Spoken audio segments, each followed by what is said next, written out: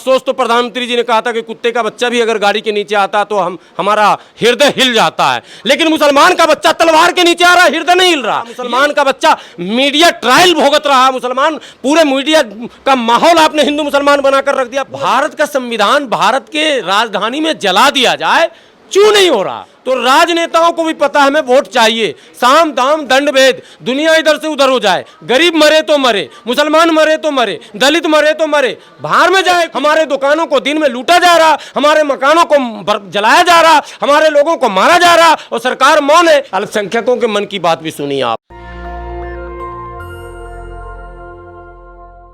नमस्कार, मैं ज्योति और आप देख रहे हैं नेशनल दस्तक। अब समझ नहीं आ रहा है कि नमस्कार बोलूं या जय श्री राम बोलूं, क्योंकि जिस प्रकार से उत्तराखंड का मामला सामने आया है और जय श्री राम कह के धुआंधार लोगों पर दादागिरी की जाती है, वो बेहद शर्मनाक है। लेकिन सरकार है, रामराज है, सब जगह तो कहा जा रहा है सत्ता पक्ष अच्छे दिन ला चुकी है, तो जाहिर तौर पर इसलिए कई पत्रकारों की बोलती भी बंद हो गई है और सवाल पूछना तो शायद भूल ही गए हैं। इस वक्त मेरे साथ बेधड़क बोलते हैं, बेबाक बोलते हैं हाफिज जी।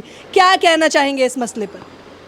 देखिए, बहुत शर्मनाक मामला है जो दृश्य सामने आ रहे हैं। देवभूमि कहा जाता है और देवभूमि जिसको कहा जाए, उस भूमि पर अगर इस तरह की घटना घटे और वहाँ दिन के उजाले में पुलिस की मौजूदगी में, और पुलिस का मतलब 1 2 4 कांस्टेबल और हेड कांस्टेबल नहीं, पूरा दस्ता मौजूद है।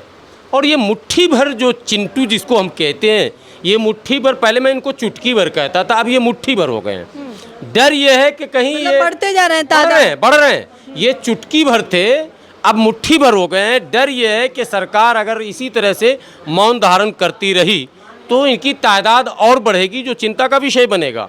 किसी भी लोकतांत्रिक देश में दुनिया जानती है कि भारत में एक संविधान है और संविधान में एक व्यवस्था है, उस व्यवस्था के तहत सरकार को चलना है। कोई भी व्यक्ति पंचायत महापंचायत करके, धर्म का सहारा लेकर, जाति का सहारा लेकर, क्षेत्र की बात करके, भाषा की बात करके अगर किसी पर हमले करता है, ये निंदनीय नहीं है, ये एक बहुत बड़ा अपराध है। और अगर इस पर राजनेता और सरकार खामोश है तो ये उससे भी बड़ा चिंता का मामला है। आपको याद होगा किसी ज़माने में महाराष्ट्र में भाषा के नाम पर एक नवनिर्माण सेना बनी थी, महाराष्ट्र मनसे जिसको कहते थे, वो उसका हमला था, एक बड़ा मुद्दा बना। आपको याद होगा गुजरात में एक बिहार और उत्तर प्रदेश के मजदूरों पर हमला हुआ था। ये सारी घटनाएं ऐसी हैं। अभी एक याद होगा आपको कि तमिलनाडु में एक फर्जी खबर चलाई गई थी।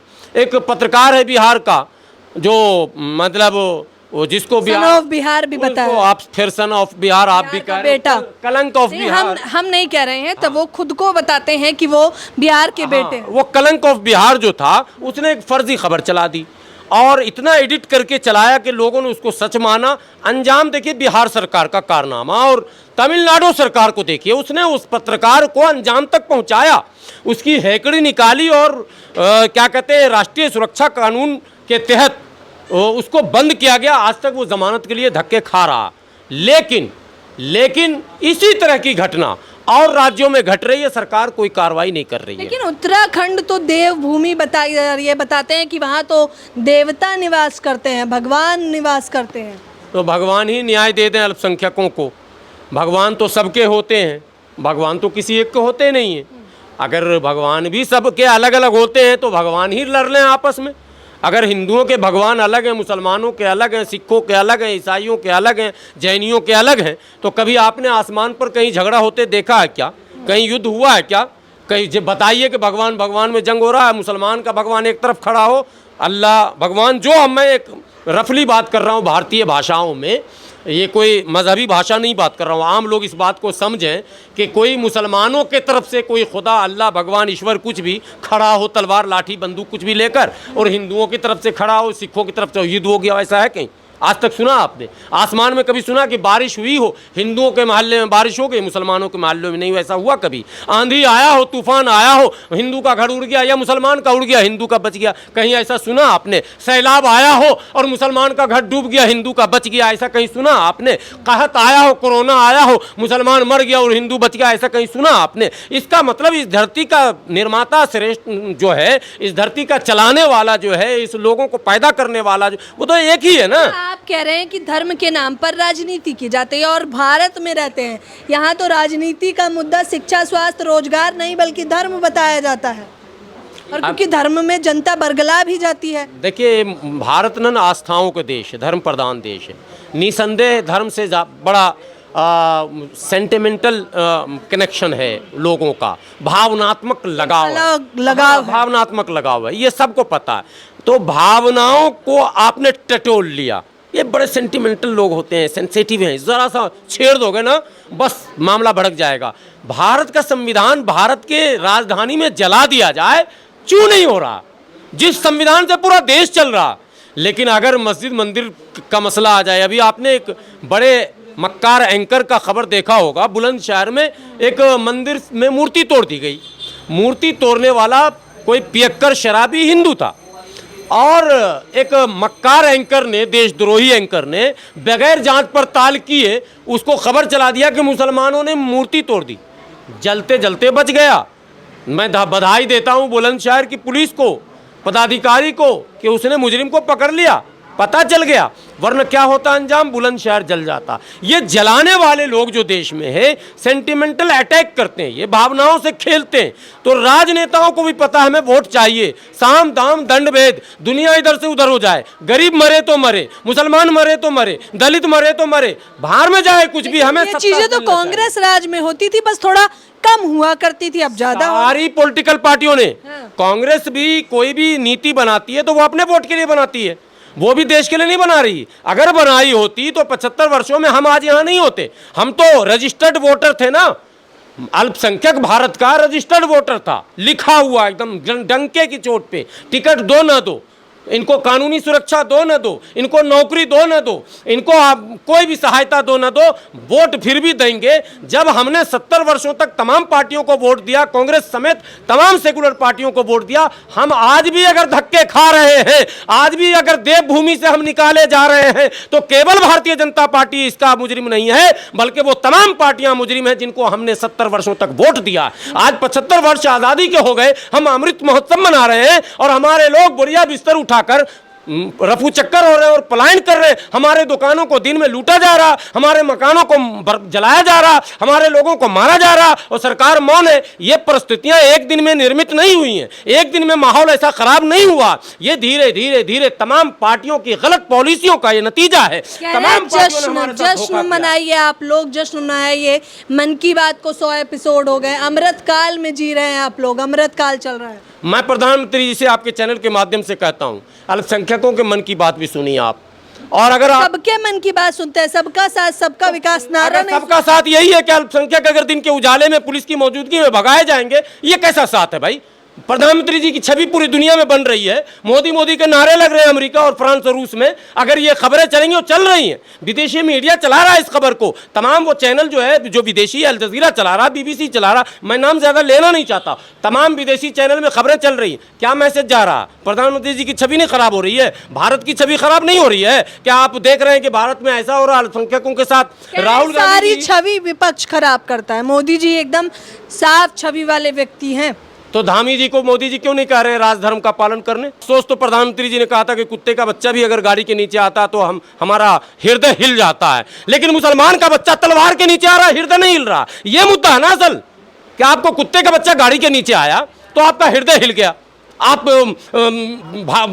भावना आपकी जाग गई। और मुसलमान का बच्चा तलवार के नीचे आ रहा, मुसलमान का नीचा बंदूक के नीचे आ रहा, मुसलमान का बच्चा मीडिया ट्रायल भुगत रहा, मुसलमान पूरे मीडिया का माहौल आपने हिंदू मुसलमान बनाकर रख दिया, पूरे मीडिया में डिबेट आपने हिंदू मुसलमान पर कर दिया। प्रधानमंत्री जी ये नहीं देख रहे हैं देश में क्या हो रहा? हिंदू मुसलमान कौन है? ना आप हिंदू है ना हम मुसलमान है। सरकार कहती है सभी सनातनी है, सनातनी बोलिए सबसे पहले अपने आप को। जब सब सनातनी है तो तनातनी क्यों है आपस में? जब सभी हैं सनातनी तो क्यों है तनातनी? पूछिए। मार देंगे, पकड़ देंगे, भाग देंगे, जाने नहीं देंगे, पाकिस्तान जाओ तो कब्रिस्तान जाओ। क्या है ड्रामा? जब सब सनातनी है तो चुप रहो ना, बैठो ना, काम से करो ना, देश को विश्व गुरु बनाओ ना, आओ ना, सब मिलकर करते हैं, देश को विश्व गुरु बनाते हैं। क्या ड्रामा हो रहा? आदिवासी अलग परेशान, दलित अलग परेशान, मुसलमान अलग परेशान, क्रिश्चियन अलग परेशान। छत्तीसगढ़ में क्या हो रहा है क्रिश्चियनों के साथ? तमाम जगहों पे आप देखिए, चर्चों पे हमले हो रहे हैं, इनको खींच खींच के मारा जा रहा, कोई सुनवाई सूद लेने वाला नहीं है। आप कोई लॉजिक फिट नहीं होता। जब भारतीय है तो भारतीय बन के सोचिए। अगर सब हिंदू हैं अकॉर्डिंग टू सुप्रीम कोर्ट, अगर सुप्रीम कोर्ट की उस टिप्पणी को माने तो सारे भारतीय हिंदू हैं। एक कल्चर है, एक जीवन शैली का नाम हिंदू है। तो जब हम भी हिंदू, तुम भी हिंदू, तुम भी हिंदू, सब हिंदू, तो फिर लड़ाई किससे? और अगर सभी सनातनी है तो फिर क्यों तनातनी कर रहे हो, क्यों तलवारें खींच रहे हो? मैं ये कर दूंगा, मैं वो कर दूंगा। योगी जी ने कहा हिंदू राष्ट्र था, है, रहेगा। फिर दूसरे बाबा कूद जाते हैं कि नहीं मैं हिंदू राष्ट्र बनाऊंगा। तो जब था है, रहेगा, बनाओगे क्या? खाक। हिंदू खतरे में भी तो है, क्या किया जाए? हिंदू खतरे में है, भारत में हिंदू खतरे में है, बताइए। ये इस सवाल का कोई जवाब देगा कि भारत हिंदू खतरे में है? हिंदू राष्ट्र बनेगा, हिंदू खतरे में। किससे खतरा हिंदू को है? एक पक्ष से है, आप समझ जाइए। पक्ष से है? इस्लाम से अगर हिंदुत्व को खतरा है तो हिंदुत्व को, जैसे हमको खतरा है चीन से, तो चीन पे हम परमाणु बम मारेंगे या हम अपनी सेना को मजबूत करेंगे? ये बताइए। हमको पाकिस्तान से खतरा है तो क्यों नहीं मार दिया बम? बम तो है ना हमारे पास। हमारे पास परमाणु बम है या नहीं है? क्यों नहीं मार दिया भैया? खतरा है कि नहीं है बताइए। भारत के लोगों बताओ, पाकिस्तान से खतरा है या नहीं? चीन से खतरा है या नहीं? और है तो फिर परमाणु बम क्यों रखे हुए हो? मारो 25-30 परमाणु बम। नहीं, हमें अपने सैन्य शक्ति को बढ़ाना है, हमें दिखाना उसको कि हम तुमसे कमज़ोर नहीं हैं। उसके लिए आपस में रिहर्सल होता है। जैसे रामनवमी में आप तलवार चमकाते हैं, जैसे मुहर्रम में मुसलमान तलवार चमकाते हैं। बात समझिए। आप एक दूसरे पर हमले कर रहे हैं और कह रहे हैं खतरा है। तो क्या चाहते हैं आप? मैं संक्षेप में देश को डाल दिया और आप कह रहे हैं हम खतरे में। खतरे में हिंदू कहाँ? खतरे में तो हिंदुस्तान है, खतरे में तो भारत है, खतरे में तो भारत का कल्चर है, भारत की सभ्यता संस्कृति है, भारत की नारी है, भारत का जवान है। भारत बेरोजगार कटोरा लेकर घूम रहा, उसको उसके पेट पे खतरा। हिंदुस्तान मत बोलिए, बोले हिंदुस्तान। हाँ, वो तो बिहार शरीफ एक शहर है बिहार में, नालंदा, तो वहाँ लिखते हैं बिहार श्री। इन नाम के ही चक्कर में बेचारे परेशान हैं। ठीक है, इनके भी पूर्वज थे मुगल, वो भी नाम ही बदलते थे, वो भी नाम बदलते रह गए, औरंगाबाद, जहानाबाद, इनके पूर्वज थे मुगल। अच्छा, अब आप क्या चाहते हैं? देखिए टिप्पणियाँ आप सोच समझ के करिए। सोच समझ के नहीं, इतिहास पूरा एक लाइन से रख दूंगा निकाल कर। ये मुगल के हैं। कौन मुगल के हैं? कौन है? राजपुताना मुगल से नहीं है। नाम लेकर बताइए। नाम क्या? सभी जानते हैं। मुगल से जिसकी शादी वो मुगल का औलाद। मुगल से शादी किसकी हुई? गूगल निकालो, सर्च करो। मुगल आप कुछ के नाम। कोई भारत का मुसलमान, अंसारी, मंसूरी, रायन, हलालखोर, चमेला, जोजा, नट, बक्को, डफाली, मिरासी, मिर्शिकार, कोई भी, तेली, जोई, धोबी, कोई भी, अगर एक भी पत्नी मिल जाए अगर मुगल से तो बताना मैं उसका वंशज हूँ। और अगर नहीं है तो जो उसकी पत्नी है, पत्नी से ना बच्चे होते हैं जी, तो उसका औलाद कौन हुआ? भारत को मूर्ख बना रहे हो। औलाद हो तुम और हमको कह रहे हो, विदेशी हो तुम, हमको कह रहे हो। सारा मामला उल्टा और हमारे ऊपर थोप रहे हैं। ज़्यादा दिन नहीं चलने वाला। भारत के मूल निवासियों को समझना पड़ेगा, हिंदू बनने से मसले का हल नहीं है, भारतीय बनिए। हिंदू बनने से कुछ नहीं होगा, भारतीय बनिए, साफ तौर पर ये कह रहे हैं। इनकी एक बात मुझे बेहद अच्छी लगी जब इन्होंने कहा कि सभी सनातनी हैं, तो आखिरकार इस देश में इतनी तनातनी क्यों है? ये एक बड़ा सवाल है जो सरकार से, सत्ता पक्ष से और उन तमाम लोगों से बोला जा रहा है जो कहते हैं जो भी सवाल करिए आपको 80 करोड़ के राशन में लुप्त कर देना चाहते हैं। फिलहाल इस खबर के बारे में आप लोग अपनी प्रतिक्रिया देना बिल्कुल ना भूलें। कैमरा पर्सन तौहीद के साथ ज्योति यादव, नेशनल दस्तक। नेशनल दस्तक की आपसे गुजारिश है कि अगर इसको बचाना चाहते हैं तो नेशनल दस्तक को सब्सक्राइब करने के लिए रेड कलर के सब्सक्राइब बटन को दबाएं, फिर बेल आइकन की घंटी दबाएं। नेशनल दस्तक को बचाने के लिए बहुत जरूरी है कि हर खबर को शेयर करें, लाइक करें, कमेंट जरूर करें।